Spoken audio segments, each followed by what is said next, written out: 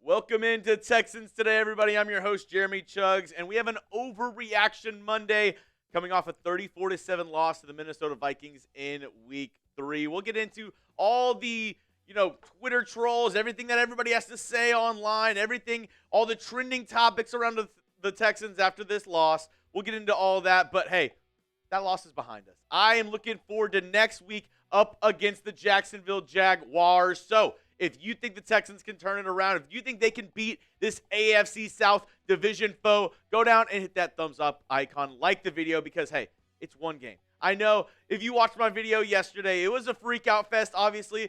Emotions were high. The game had just ended, and there were some things that I think upset most Texans fans out there. But for being realistic, day after, we let 24 hours kind of pass. We're all good. We're all good. I'm looking forward to a Week 4 win. And on today's Overreaction Monday, we're talking Laremy Tunsil.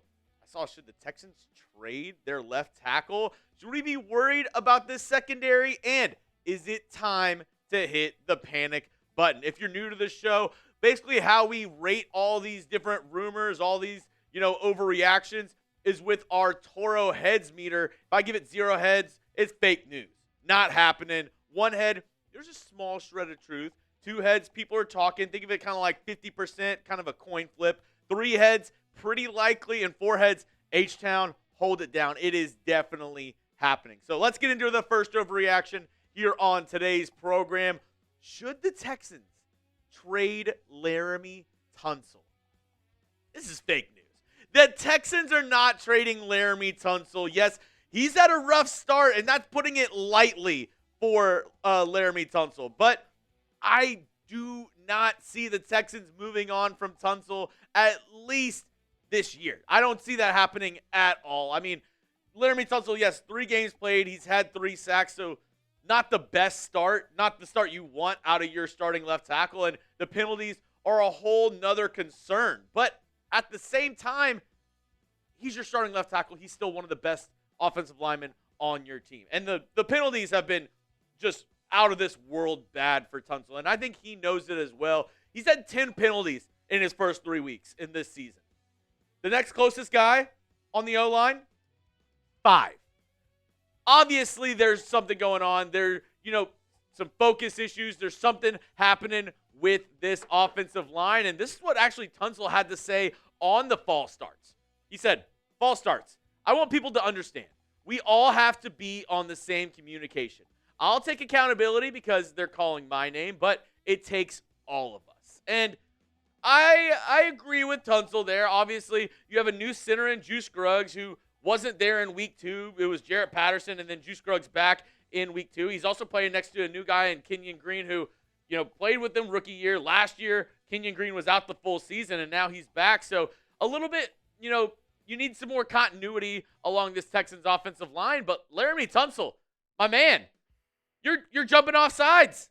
I mean, I don't know what you want me to tell you, bro. Like, you got to hold your water at some instances. And I get it. I played offensive line, and there's a lot that goes into it, especially on the road. And maybe that has to get into a little bit of Bobby Slowick and what he's expecting out of this Texans offensive line. But, I mean, Laremy Tunsil, you got to be able to hold your water. I know there's cadences. I know you're trying some hard counts here and there. And, maybe Juice Scruggs isn't snapping it as quick as he could be. But, I mean, I don't know. Like, you got to be better. You got to be better. And he said this earlier in the offseason. He said, if you're not built for that, don't come here. And he also said, this team, we expect more. We expect more out of our guys. If it's not made for everybody. He said, playing for the Texans isn't made for everybody. This is where you put your money where your mouth is, Laremy. This is where you say, hey, all that stuff that I was saying this offseason, it's not going by the wayside. It's not just, it's just not lip service. This Texans team means business, and that means taking your licks, taking your wounds, and saying, hey, let's go into Week 4 and have no penalties on the offensive side of the football, because 11 up against the Minnesota Vikings was horrendous. As a captain of this team, you have a C on your chest for a reason, Laremy. You got to lead this team. You got to lead this offensive line. You got to take it upon yourself to take those guys, take Kenyon Green, Juice Scruggs, even Shaq Mason, Titus Howard, and say, hey, We got to get this shit figured out because we can't, let C.J. Stroud continue to get hit play after play after play, and we can't put our offense behind the sticks play after play after play. There was an instance where they had 3 false starts in a row. That takes a third and manageable into you're lucky if you even get close to converting a third down. And those are plays that, especially in a close game, can win or lose you a ball game. So, Laremy Tunsil, I'm looking at you. We need to step it up. But talking about this offensive line, not been good through the past 2 weeks. Up against the Bears, up against the Vikings. Do you trust that this O-line is going to get better throughout the year? Let me know down in the comment section. Give me a yes, give me a no. This is going to be the pinned comment on today's video. So you get hit with the YouTube ad break. Perfect timing. Scroll on down. Give me your honest answer. Do you trust this offensive line?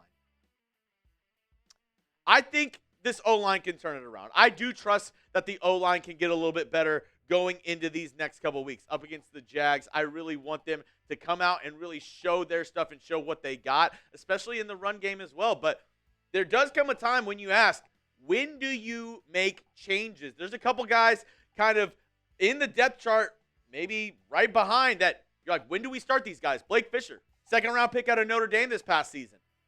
When does he maybe get an opportunity? He looked pretty decent in the preseason.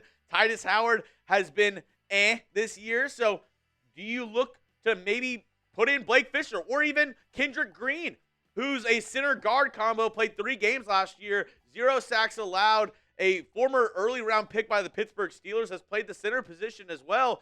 Do you look at maybe putting him in for a, Juice Scruggs, a Shaq Mason, a Kenyon Green, if they continue to look bad? Because the stunts that the Vikings put on this offensive line yesterday, they looked like they were the Mr. Krabs meme where he is just like dazed and confused, has no idea what's going on. That was what the offensive line looked like yesterday. And if you're DeMeco Ryans, if you're Bobby Slowick, this coaching staff, you got to say, hey, what do we need to do to protect C.J. Stroud and maybe even get the run game going a little bit? Maybe a change is coming in the next couple of weeks, but week 4, I'm just looking at these guys and saying, hey, we need to get better. We got to look at ourselves and stop shooting us in the foot each drive. Coming up, more Texans overreactions after that week 3 loss to the Minnesota Vikings. But today's show is presented by our sponsor, Factor. Check them out. Check them out today. If you're looking to fuel up with Factor's no prep, no mess meals, meet your wellness goals in time for the holidays thanks to the menu of chef-crafted meals with options like Calorie Smart, Protein Plus, Keto, and Factor's fresh, never frozen meals are dietitian approved and ready to eat in just 2 minutes. So, no matter how busy you are, you'll always have time to enjoy nutritious, great tasting meals.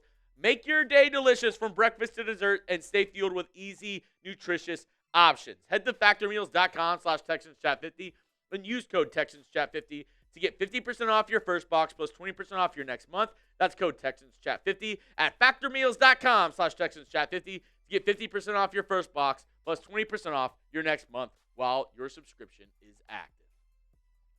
Next, should we be worried about the secondary? I'm going to give it 2 Toro heads, and I'm going to say people are talking. I mean, this Vikings offense, if you just look at the numbers, Sam Darnold, 180-something yards, you're like, oh, maybe the passing game wasn't as bad. You look at the numbers a little bit more deeper, 12 first downs via the pass for the Vikings yesterday. They were able to convert time and time again in the passing game. 4 passing touchdowns. 4 passing touchdowns for Sam Darnold. He had 119.3 passer rating, and that, those yardage, those first downs, that's still with Justin Jefferson, your best player on the field. He dropped 2 easy balls. I'm saying easy. One of them was maybe going to be like a one-handed catch, but for Jefferson, you expect him to make that play. He had 2 drops yesterday. And your secondary, your pass defense did not look good at all. And I was just so confused with what this defense was doing from the get on Justin Jefferson up against these wide receivers. I just didn't know what the game plan was. I was so confused. They seemed like they weren't, really targeting Jefferson. They were treating him like just another wide receiver when he's not. He's one of the best receivers in the game. And I found, this interesting. I really do think, Justin Jefferson, the way they played him just was not right. I just don't think that what they did with Justin Jefferson, they seem to, just let him get off the line free and easy and let him do his game. Let him do exactly what he wanted to do. This is what John Crumpler had to say on Twitter, and this really kind of highlights what I want to talk about here. Houston played off coverage, 5+ yards of distance pre-snap on Justin Jefferson on 50% of his routes on Sunday. He saw 5 targets with 4 receptions for 70 yards on those plays. Jefferson had 0 receptions on the 25% of his routes where he had a corner pressed up on him. If you know that this guy is one of the best route runners in the league and that he's going to torch you down the field, why would you just let him go free and easy? One of my keys to the victory was you got to contain Justin Jefferson. Double him if you need to. Their number 2, Jordan Addison, was out. They don't have their starting tight end in TJ Hawkinson. Why are you not doubling a guy in Justin Jefferson? And I'm looking at, the corners. I'm looking at the safety group too, because Kalen Bullock played in 80% of snaps on defense. I think that needs to raise. I think he needs to be your full-time starter with the safety depth chart. And I don't know if the Texans need to make a move in the secondary. I don't know if they need to sign another player.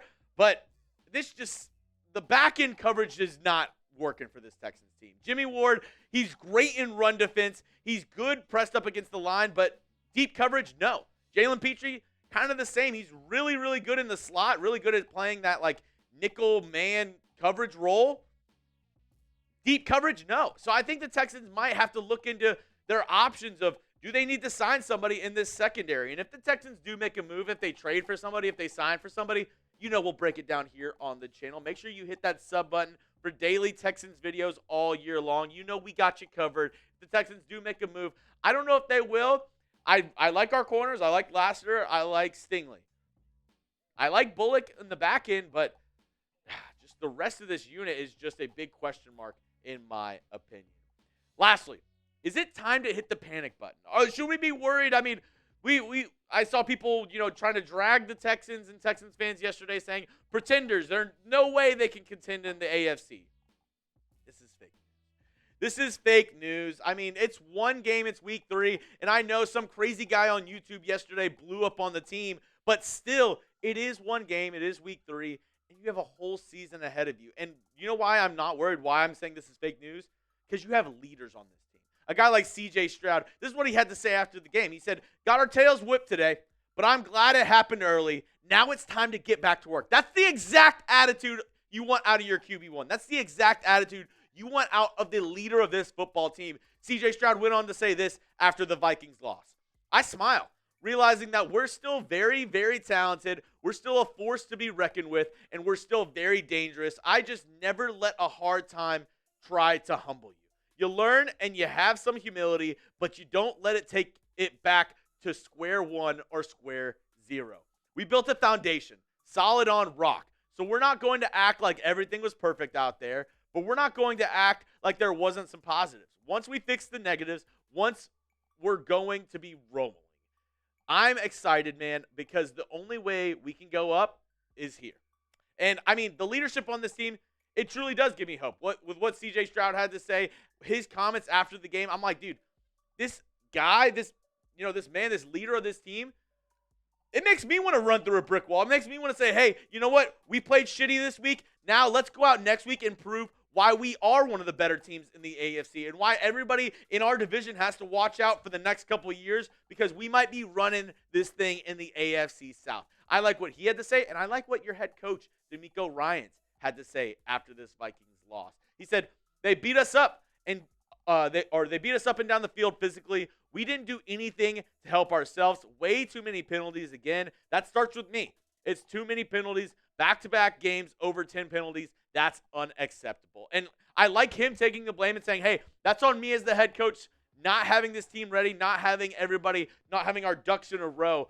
And I really do like the fact that they're, one, pointing out their faults and flaws in this game, and two, giving you an option to say, hey, this is how we're going to improve. Not just saying, oh, it sucks, but, we got to do what we got to do. They're saying, hey, we got to get back into the lab. We got to go back to work, and we got to bounce back next week up against Jacksonville. And I think that's exactly what they're going to do. I think it's going to be a good game. up against the Jaguars, but I think this Texans team is going to be ready to fight in week 4.